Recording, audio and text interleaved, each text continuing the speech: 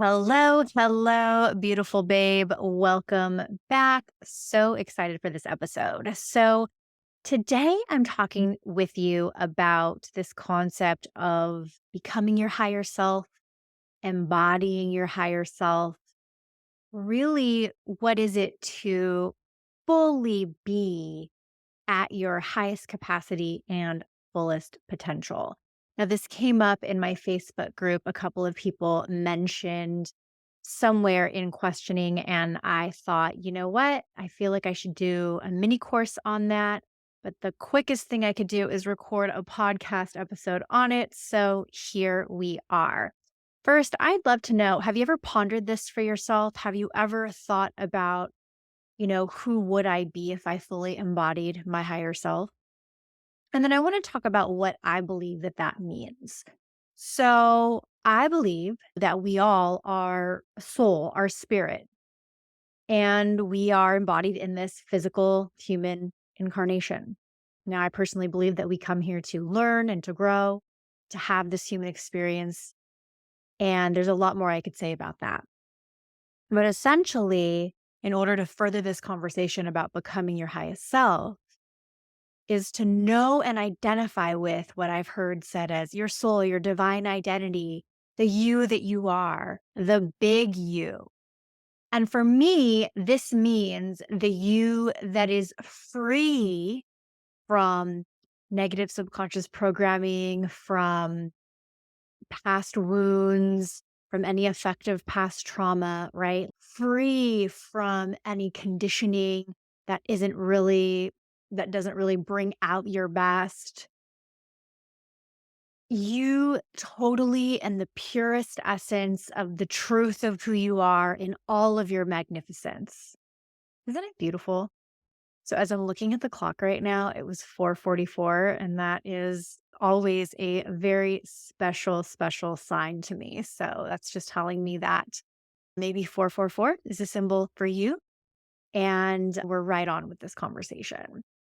So again, embodying your higher self is really about being the purest essence of who you are, free from any negative conditioning, any defense mechanisms, any limiting beliefs. Now, for all my perfectionists out there, this might sound like, oh my gosh, like the most perfect you. That's not what I mean here. What I mean is almost like the ability to transcend what could be like an automatic negative trigger or survival pattern.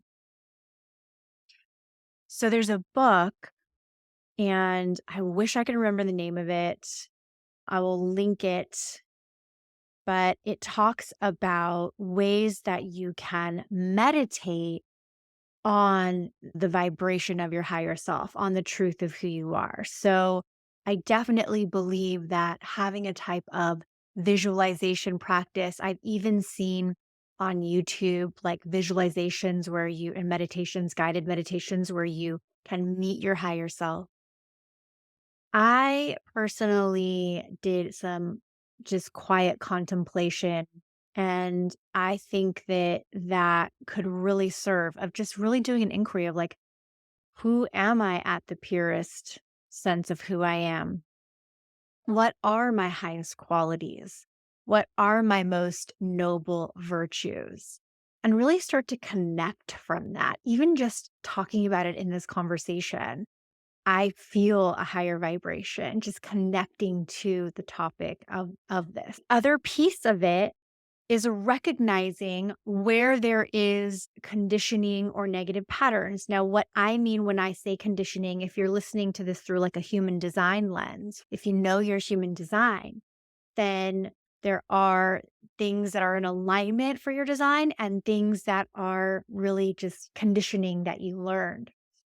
But conditioning can also be negative beliefs or limiting patterns or limiting dynamics that you picked up along the way, that you learned and taught. And maybe those things even served you at a certain point to survive in your life, but they don't necessarily serve you now. They don't necessarily serve where you're going. And they certainly don't serve in you being fully expressed in who you really are at the soul level, i.e., your higher self.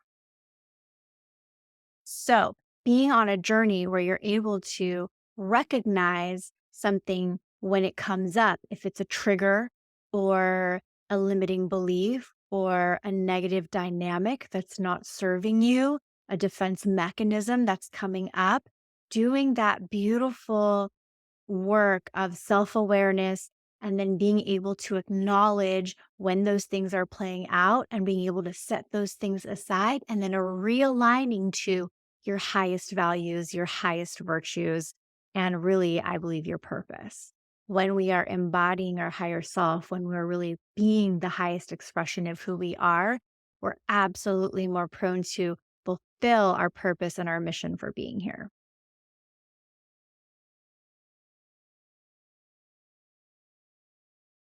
So, getting really clear on what does this highest me look like? If I'm really to contemplate it, what are the qualities? How do I know when I'm fully being her?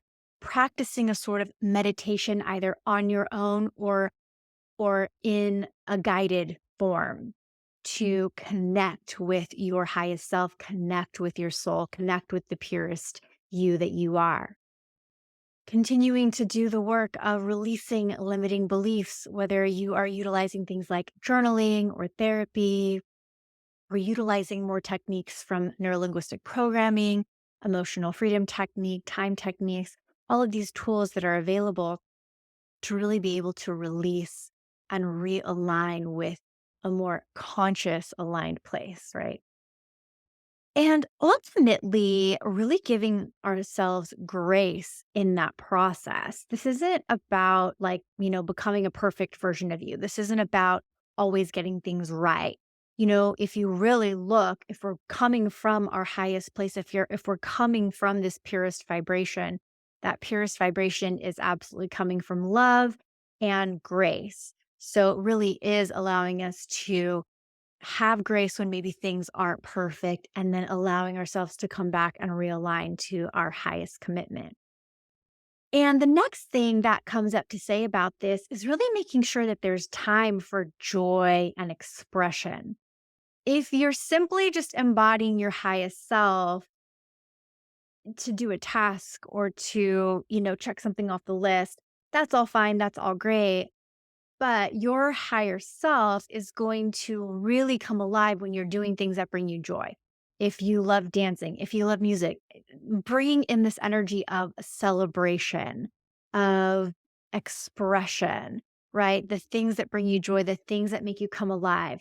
The more alive you are, the more aliveness that you are expressing, the more connected you are to that highest expression of who you are.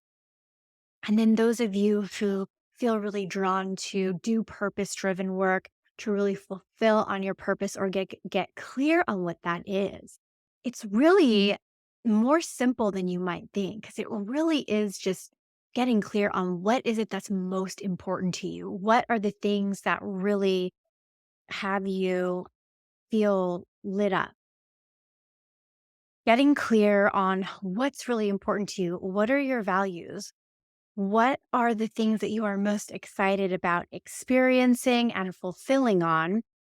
And then you can take that a step further and look at how could I actually have that be a part of my life or my career and business if those are the things that you're also looking at finding ways to express in the world. Most importantly, I just think that being in this inquiry is powerful enough.